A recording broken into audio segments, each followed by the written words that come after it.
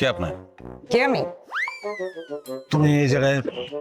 এই তুই কি শুরু করছিস? আমার জীবনটা শেষ করে দিতেছিস কেন তুই? তুমি রাস্তাঘাটে এগুলো কি করতেছো? মানুষে দেখবো তো। মানুষ যাতে দেখবো এর লেগে তো রাস্তাঘাটে করতেছি। ক তোর নতুন বউ কই ক? আমার কথা শোনো, কথা শোনো। আমি তোমার এই নগদ টাকা দিতেছি, টাকা মিলিয়ে তুমি তোমার খালাতো ভাই বলে বাসায় চলে যাও। তোর মিঠা কথায় আমি আর বুঝি না। আমার কথা শোনো, আমি একটা বিপদে পড়ছি, আমার দাম চলে যেতে পারে।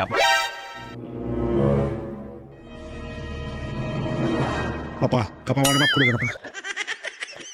আপা, আপা মাফ করে দেন, ভুলে গেছি, বুঝতে পারিনি আপা। আপা মানে?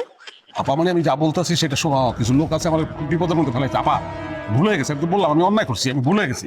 আপা কি সমস্যা?